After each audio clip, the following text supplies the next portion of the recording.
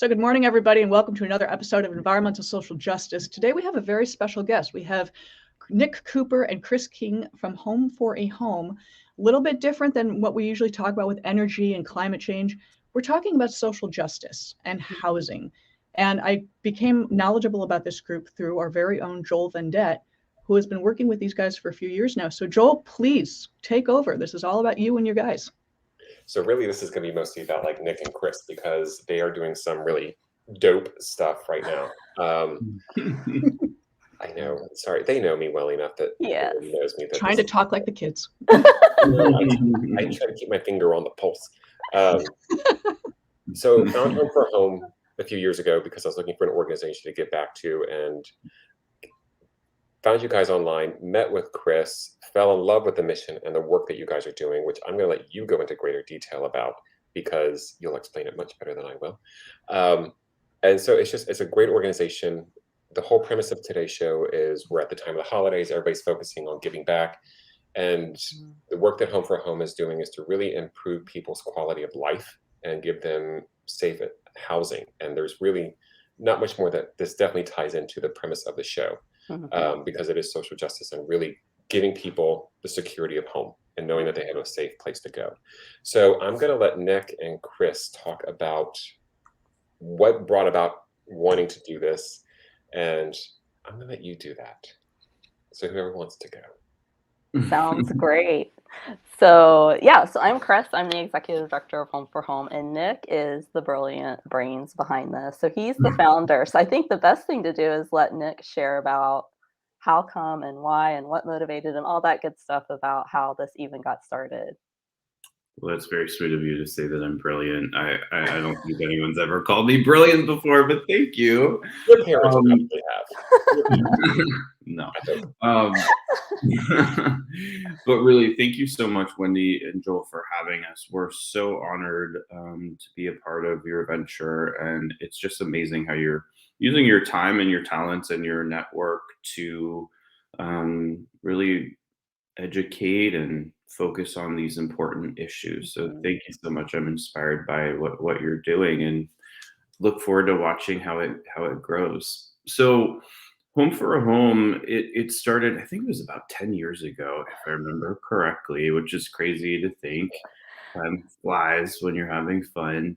And really the idea came from a combination of life experiences. First, growing up, I was raised by a single mom, paycheck to paycheck, and she did daycare in our home, and that's how she paid the bills, and she supported my sister and I. We had a rental that was below market, and the landlord knew my mom's situation and allowed her to run her business out of the house and gave her discounted rent. But there was always the possibility that the landlord was going to sell. He communicated that to us. And there was always this looming possibility that we would lose our housing.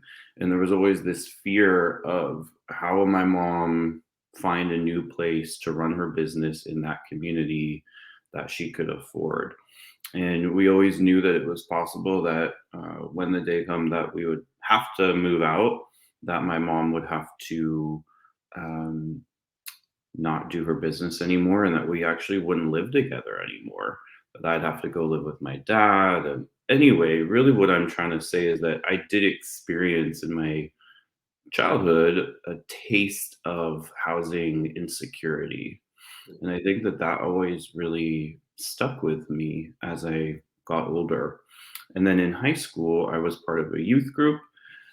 And every spring break, we would go to Mexico. We would drive across the border and we would help build homes for families that were really typically working in the border factories. And these were really simple homes. And that experience always stuck with me too. That was my first connection with the reality that there are lots of people in this world who don't have a home, who just do not have access to secure housing. So then fast forward to me getting into real estate. I started to experience a certain level of success And of course, that was great. But I looked forward. I was in my late 20s, early 30s, and I thought, okay, is this all I'm going to do for the next 30 years? Is just transaction after transaction. For me personally, I didn't feel that that would really give me the purpose that I was looking for in my career. And that pinging feeling of wanting more purpose in what I was doing, combined with those life experiences, really motivated me to want to do something about the need for housing in the world. And at the same time, I was part of this industry that had great wealth and great resources. And I thought, wow, what if we could tap into even just a small portion of the resources in this industry and funnel it to people that are in great need.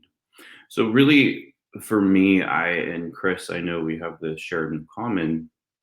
We just believe so strongly in the importance of housing. How can you live a full life if you don't have a warm, safe place to live, to stay healthy, to get a good night's sleep, to keep your family safe, to be a part of a community? That's the base of a full, beautiful life, and everyone deserves that.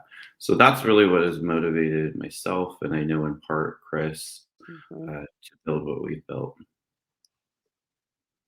That's all. That's all. That's all you got. That's it. We're No, done. but I mean, it's very true because we talk a lot about things on the show about, I mean, we talk a lot about environmental issues in general, but we've had conversations with local leaders about housing. And right now, Home for Home focuses on building homes in Guatemala. So that is the primary focus right now. But we talk a lot about just the cost of housing here in California or just in the US. And it's ridiculous what's happening around here right now. So what was is that why you're focusing on Guatemala? Because you're able to actually make an impact, a stronger, faster, greater impact. Yeah, that's a great question. I think both of us can respond to that, and I'll go first. Just to be clear, our mission is to provide housing for those in need of it. It's not our mission is not specifically Guatemala. Guatemala is no, it's I mean, like you said, like that's where we're focusing right now. Mhm. Right. And that's the only place we have worked. But there's a strong possibility that we'll move into other countries down the road. Um, Initially, we looked in Mexico for partners because that's where I had experienced building homes and I knew that there was a great need there. Um, but we ended up focusing initially on Guatemala and are there right now because number one, there is such a great need. Mhm. The level of need for housing is just, it's one of the highest, and Chris can probably talk a bit more about that. Secondly, we wanted to focus on an area that was close. Africa, there are countries there where there's great need, but we knew that we would be flying there. We thought, let's keep this as close as possible for all the obvious reasons. And then thirdly, the partner. We found a number of really great Mhm. partners that really fit the kind of partnership that we were looking for, had similar values and a similar approach. Now, why did we focus there instead of here? Part of it was the model that realtors or rather real estate professionals give a portion of their commissions, as you know, Joel, to fund specific homes. If we were building condos in downtown LA, it would take, multiple careers an agent to fund a home. So we wanted to we really wanted a Yeah. model where the members could really feel like they were specifically funding for specific families. Also, I can say that I felt strongly when I was starting the organization that let's help people that are just at the with the greatest need, right? Like many of the people that we work with, they're living on dirt floors Mhm. with cornstalk walls and maybe a tarp for a roof. And it varies what the materials are. but this is like, barely not even it's not adequate housing, No. right? And I just felt this isn't right. We have to Mhm. help people get safe and have a warm place to live. Mhm. And I think we should actually talk a little bit about the model. So the way Home for Home works is it's a group of real estate professionals, and it is nationwide, which I Mhm. freaking love this. I mean, I've been a member for about 3 years now, and so to watch the membership keep growing Mhm. is incredible. So each agent, we donate a portion back after the close of escrow, and so that goes into our individual pools. So each agent is responsible for raising the funds for a specific home. So it's kind of like you said, it's really beneficial because each agent Mhm. is now, or each participant rather, is Mhm. responsible for getting this to go forward. So you have this sense of pride and accomplishment that you're not just putting something into one general fund and it's being Mhm. dispersed. You actually get to Mhm. watch your process happen, and I mean, I've done two so far, which I think Mm. may not be a ton. I know some people have done a lot. Uh, That's great. but I do want to talk about this because Chris, I just saw a post on Instagram that a big milestone has just happened. Yes, a huge one.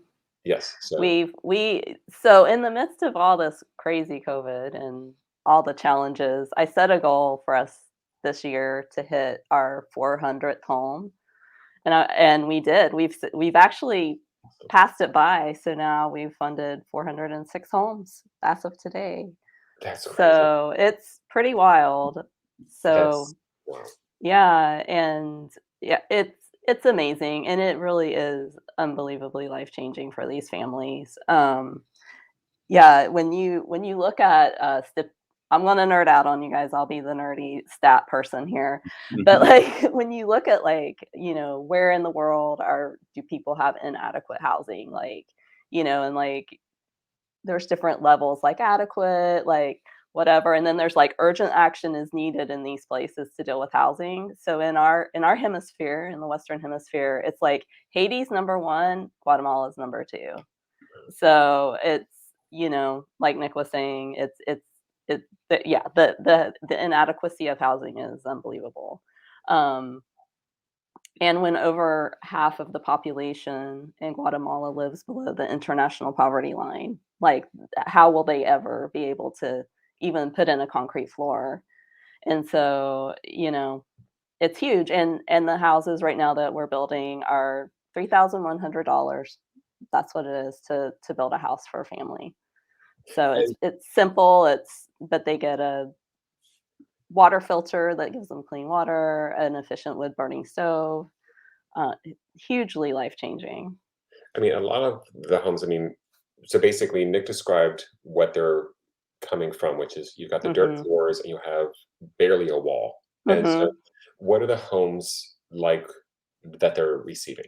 Right, so their concrete block, which is like I mean, it is like the dream for the families we're working with. If you ask them what they want a block home. That's their dream home, is to have a house made out of concrete block, and of course, it is Guatemala has earthquakes like us, so they're, rebar, reinforced, all that good stuff. I mean, Nick will tell you one of the first houses he ever built, the mom was like, the thing she was most grateful for, a door that locked. It's like It's there are literally houses we go to, and it is a blanket is their door. Like, how do you even the few things that are of value, like, how do you even leave to go to work and not expect everything to be stolen or gone? It's just the lack of security is huge. So, yeah, to have a window and door that locks, that keeps the cold out. Because even in a place that you think of Guatemala being tropical, like up in the highlands, it gets really cold at night. So it's kind of shocking. so, Um, so, and have you gone back? What's been the response from like I'm assuming still in touch with like the first homes ever built. And oh so yeah. how has this impacted their life? Like, I mean, Oh man, it's gosh, it's there are so many different ways. I mean, for some people, it's like even though they have public school, you still have to pay for your kids to go to school. So if like for instance, like even getting the stove, like they save so much money on the wood. And then that gets into environmental stuff too, by the way. This does tap into it because Guatemala has one of the worst rates of like air pollution in Central America, and a lot of it is because they burn like they cook over open fires. So we try to get the families these highly efficient wood burning stoves, which reduces the like I think the smoke particles by like 98% or something huge. It's amazing. They save a ton of money on wood, so they have more resources. They can, whether it's they can buy better food for their family, so their kids are healthier, or actually pay for more kids to go to school. Like those are huge changes. And there is it's more in the US, but research, and this is really good stuff for you guys as you guys talk about housing in the US, but there's solid research about just like the impact that like secure housing has on a child's education. There's a direct correlation. And definitely our stories are more, circumstantial and like anecdotal, but like, when you go from being the kid that lives on a dirt floor to a nice house and you go to school and you're not as sturdy, you've had a better night's sleep because you weren't awake all night because you were cold, like yeah, you're gonna see a huge increase in kids' education.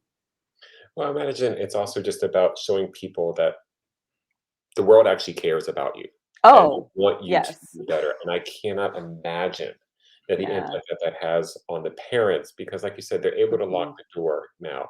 So it's mhm, like your most prized possession is your family. mhm. So you now get to keep them secure. And so, Well, so you're able to work, you're able to provide for your family, at which yeah. point in time you get the security, which provides you, Mhm, the social aspect of it, which gives everybody, tries to give everybody at least some sort of a level to start on. And I think oh, that's really the foundation of the whole project here is to give people an opportunity just to live and not feel like you're getting by all the time at best. oh, totally. Well, and this is like a not fun, nerdy statistic, but I mean, Guatemala has one of the highest rates of violence against women in the world. I don't I have friends that work directly with this, but I mean, to be a single mom and be able to lock your door and be safe from whoever is out for you, I mean, that's huge too. And these are things that we don't think about Yeah. because Mhm. we have other, I mean, mind you, that's not to say that we don't have our own issues to Yeah. deal with because we do. Yeah. Yeah, yeah. But for $3,100, the impact that you can make on somebody's life, it's like we don't. Mhm. I think that's a number that we don't think is possible here in the Mhm. States. That Mhm. number, I mean, it Yeah. will, but it's not going to be a life changing. Uh-huh. But to add to that, when you guys are talking about children specifically, Uh-huh. um, just to jump in, the social justice aspect and giving someone a safe home where they can feel safe, where they can go to school, where they can protect their belongings, to me, the largest aspect is their psychological development. If you're a child living in fear who's always cold, who's developing anxiety, that will only progress through adulthood and be Mhm. crippling at times. So I Mhm. love the fact that you guys are doing this because it's not just a moment in time you're helping someone's entire lifespan going forward Mhm. and able to grow and get educated and go to school and go to work and then build on Mhm. that. So again, it's not, you guys aren't just doing a house. Mhm. You're doing a Right. lifestyle change. Right. No pressure. No pressure. Well, and That's me. I was just gonna say too, like, over the years of going down and networking, and one of the things I will say, and Nick can probably back this up, but like our experience in Guatemala with other nonprofits is there is more of a sense of like working together as opposed to being like competitive. Oh, Because I think there's so many needs. Like I love it. Like I just, other organizations, whether they're, it's like, oh my gosh, the overwhelming need to focus on healthcare. And so this is the other thing about Guatemala is like a lot of the families, like Spanish isn't even their first language. So can you imagine trying to go in and like get birth control and you don't even speak Spanish. Like, so for there to be organizations that are providing healthcare in their native Mayan tongues, like ah, hugely helpful. And then, yeah, like I was saying earlier, like there's organizations working on the issues around women's, violence and all that, like safety in that regard. Yeah, huge stuff with all that, like really good stuff. Focus on girls' education and all these things. We've been working in the past year, we have had a couple little pilot projects we did with an organization called Global Communities. And they do amazing work out in Huehuetenango, which is on the border of Mexico. So you can imagine the layers of issues in that region. It's like, first of all, it's a place that has had severe drought. And then when it rains, they have severe flooding. Yeah. We know about this in California. And then you have all the migration issues that back up there at the border of Mexico. And so we've been working with them doing some housing, and in turn, some of the programs they're doing are a lot of like sanitation and hygiene, all the wash stuff, doing some microloans for women. And then also they had a grant from the U.S. Department of Agriculture, and we're working on some farming. Like, okay, how do we build more drought tolerant crops? How do we deal with like kind of how it gets so chilly in the winter and then so crazy hot in this, the more extreme weather? And through that, and building some of the homes, like some of the families, even though like when you look at the research right now, like compared to before COVID, like the numbers were going down with people feeling like my only option is to migrate. Now it's trending back up because of COVID. But with this project we did, like the families, they'll say like, I felt like my only option was going to be to make that crazy trip north. And they're like, now I feel like I have solutions that I don't need to. I have a solid, safe place to stay. I'm getting help to figure out how to live my life here. And people don't want to leave. But if they feel like they have a safe, secure place with good support to stay and a way to, feed their family, literally, like it makes a big difference. So that collaboration, I love. I've loved that. And maintaining a community and a family and ancestral homes. I mean, that's huge for a lot of communities that picking up and leaving is not a great option. So Nick, did you envision that in 10 years time that you would have had all these different people joining this organization, surpassed 400 homes, working on all these other projects? Did you ever anticipate Home for Home growing to this level? Or did you just know Chris was going to do it? No. Or did what? Or did you just know Chris is like, Chris will run. Chris has got this. There's some of that. We make a good team. That's for sure. We do.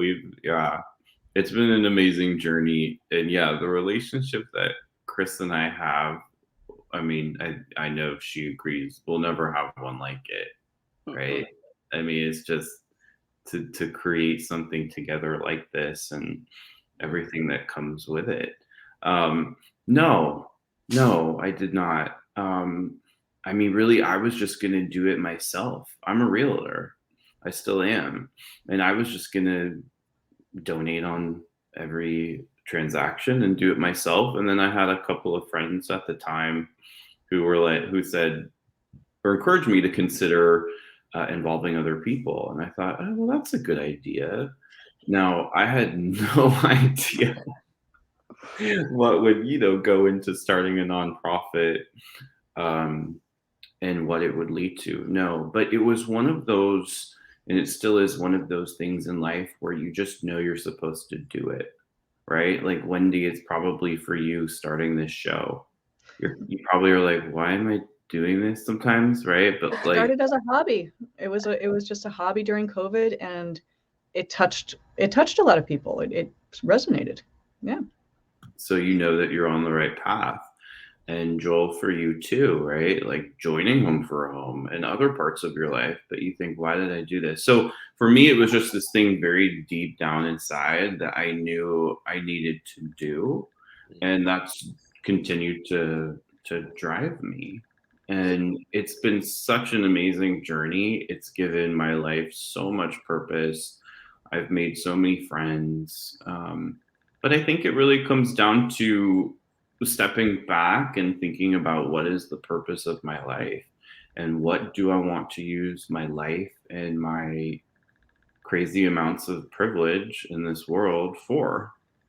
And for me, this is one of the ways that I'm responding to it. And, when you go to Guatemala and you see the families receiving the homes and seeing their situations before, because we meet families too when we go who are wanting to receive a home. And you just see the great need. It's overwhelming. It's really overwhelming. And one of the issues that we've had over the years, and one of the things that's just been interesting to see, is the disconnect that people here have with this issue.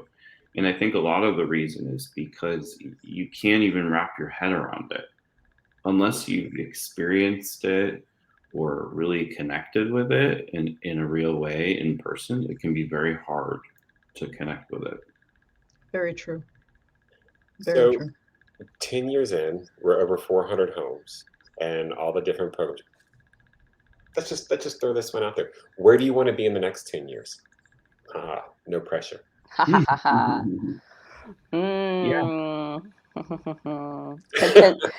Well, oh my gosh, yeah, we would love to continue to expand.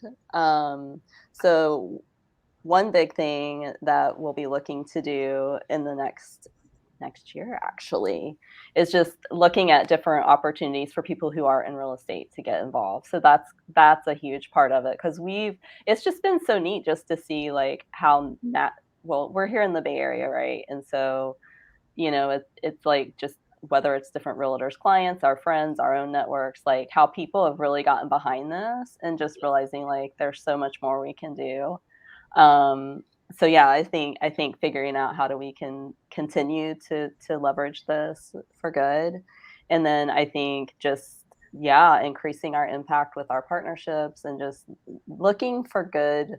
I think that's the key really, is like, who are we partnering with that are there on the ground with, that give the families beyond just the house. And I think that's what I'm excited to do, is to really see like, how can we grow more of these partnerships so that we're making the biggest impact possible. So that's what I'm excited about, for sure. And I love that, because it's not just about providing a home. It's actually about like, once you've got the home, what are we doing next? I think that's one of the beautiful things, is that you're not just, you don't just go in there and build and be like, peace, we got the house, we're out. It really is about like, you got this, what's the next step? And that's the part I think kind of gets people so how can people, go ahead. I'm sorry, I was going to say, how can people find you so they can donate to this cause and help and get that 200 up to 800? Yeah. So it's homeforahome.org. That's easy. And hey, here, I'll throw this out for all of those who love Joel. If you make a donation, put Joel in the tagline and we'll get his home finished. Yes. No pressure, guys. No pressure. We can get our third one done. That's right. Let's do it. Let's definitely do it. And that's the thing, is like, even if people want to contribute, go to the website. You're contributing directly to the very specific funds that are set up per person. So find a name, you'll see their calls on there, make the donation online. It is super easy. Yeah. And you get to really impact somebody's life. Yeah. And you're giving them the chance to grow. And it's not just them now, it's the generations to come afterwards. And knowing that the smallest donation can really make the biggest impact on people. And I think that's incredible to do. So I want to say thank you guys for coming on. I love what you're doing. I'm so glad to be a member of this and to get to know you guys, know both of you. So this is just one question I forgot is, how do you two know each other? Yeah. We met through mutual friends, and then Nick was someone that I like met him. I was like, I like this guy. I want to hang out with him more. And we did. And then crazy times in 2010. At the time I was working in an architecture firm. And it was just so happened to work out that I was like, I think I can get a house now. And so I asked Nick to be my realtor. And he helped us find a little condo here in San Francisco back in 2010, which, talk about sustainability. Like, oh my goodness, after everything and, making a switch from, to nonprofit and everything, like, it's all totally worth it. But like, having the security of my housing in San Francisco with this, to see what's happened since 2010, like, it's amazing that it's part of what's enabled me to do this, which is huge. So, yeah. And it definitely helped that we had that kind of working relationship to do Home for Home. It's like, I know you can't work with any friend, just any friend. Very true. But Nick was one I was like, we can do this. Well, thank you guys both. This has been a wonderful show. So for everybody out there, they're not just building a house, they're changing people's lives. So please go to homeforhome.org. Nick, Chris, thank you so much. Keep doing what you're doing. You're changing lives. Thank you. Thanks, guys. Take care, guys. Bye.